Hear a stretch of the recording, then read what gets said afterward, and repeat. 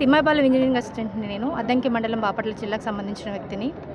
So మేము ఈరోజు ఇక్కడ గ్యాదరింగ్ అవ్వడం ఎందుకనంటే, ఉద్యోగం వచ్చి 6 సంవత్సరాలు అయింది కానీ మాకు మాతృశాఖ ఏంటి అనేది కరెక్ట్గా తెలియదు.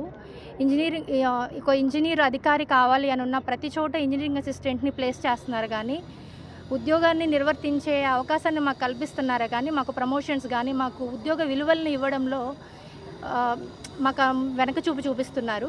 సో ఈ విషయం మీద మేము గొంతెత్తడానికి గవర్నమెంట్ని విన్నవించుకోవడానికి మాత్రమే మేము ఇక్కడ గ్యాదర్ అయ్యాము. ప్రభుత్వ వ్యతిరేక కార్యక్రమం కాదండి ఇది. ఎందుకంటే మేము కూడా ప్రభుత్వంలో భాగమే కాబట్టి మాకు వ్యతిరేక కార్యక్రమాలు మేము చేయము. సో మేము కన్వే చేసేది ఏంటంటే సార్, ఇప్పుడు రేషనలైజేషన్ అని చెప్పేసి ఒకటి జీవో పాస్ చేశారు. అందులో ఇంజనీరింగ్ అసిస్టెంట్ని ఒక క్లస్టర్కి ఒక ఇంజనీరింగ్ అసిస్టెంట్ ఉన్నారు.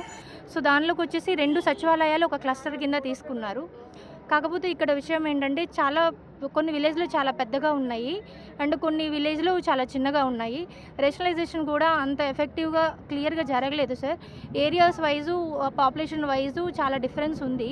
అది గ్రౌండ్లో ఒకసారి మళ్ళీ రియాలిటీని చెక్ చేయమని చెప్పి కూడా గవర్నమెంట్ని విన్నవించుకుంటున్నాము. అండ్ ఇంకొకటి ఏంటంటే క్లస్టర్ విధానం వల్ల మేము ఒక్కరమే ఇంజనీరింగ్ మొత్తం సచివాలయంలో 10 మంది శాఖలకు సంబంధించిన అధికారులు ఉంటే ఒక్క ఇంజనీరింగ్ అసిస్టెంట్ మాత్రమే, అంటే ఈ ఒక్క అధికారి మాత్రమే దాదాపు 6-7 డిపార్ట్మెంట్ల కింద పనిచేస్తున్నాము. సో ఇప్పుడు ఈ క్లస్టర్ విధానం వల్ల 2 సచివాలయాల వల్ల ఈ 6-7 డిపార్ట్మెంట్లకి 2 విలేజ్ల నుంచి మేము చేయాలి.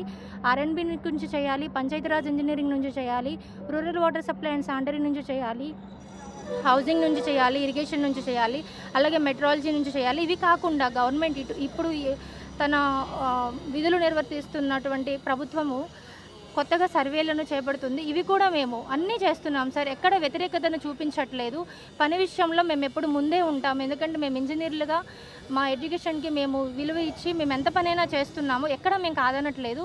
కాబట్టి గవర్నమెంట్ మా న్యాయబద్ధమైన మన కోరికల్ని కొంచెం గుర్తించి మాకు త్వరగా ప్రమోషన్ ఛానల్ని వెంటనే క్రియేట్ చేయాల్సిందిగా, మాకంటూ ఒక విలువ కలిగిన ఉద్యోగాన్ని ఇవ్వాల్సిందిగా కోరుతున్నాం సార్. Thank you. ప్రతిసారి వచ్చినప్పుడల్లా వాళ్ళు చెప్తుంది ఒకే ఒకటి, మేము నెక్స్ట్ చేస్తామని డేట్ పోస్ట్పోన్ చేసుకుంటూ వస్తున్నారు. ఇంకా ఏదన్నా మాట్లాడితే దానికి ర్యాష్గా కూడా సమాధానం చెప్తున్నారు. మేము అవన్నీ ఏం పట్టించుకోకుండా మాకు ప్రమోషన్ ఛానల్ కల్పించాలని మేము ప్రతిసారి అడుగుతున్నాం.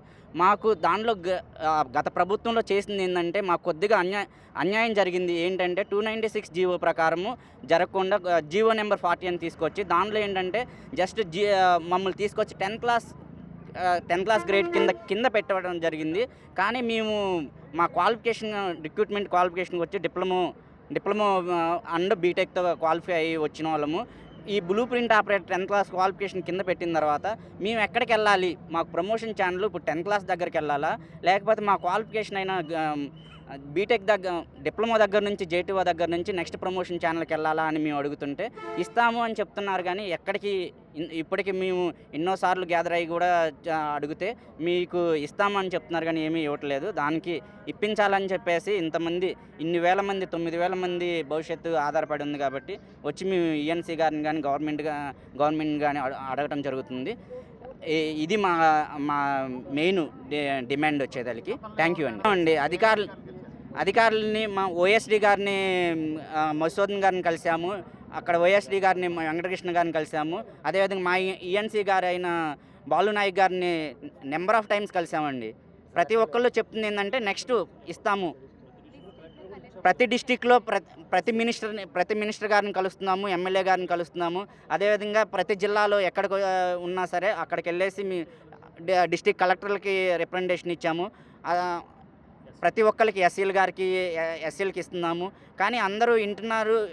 వాళ్ళు చెప్తుంది ఏంటంటే అన్యాయమే జరిగింది, మీకు న్యాయం చేస్తామని చెప్తున్నారు కానీ ఎప్పుడు చేస్తారనేది చెప్పలేదు. ఇంకా అది అడుగుతుందంటే మీరు జిఎస్డబ్ల్యూ డిపార్ట్మెంట్ రకరకాల సమాధానం చెప్తున్నారు కానీ ఒక్క డిపార్ట్మెంట్ మీరు మా వాళ్ళు మేము చేస్తామని ఫైల్ అయితే మూవ్ చేయట్లేదండి.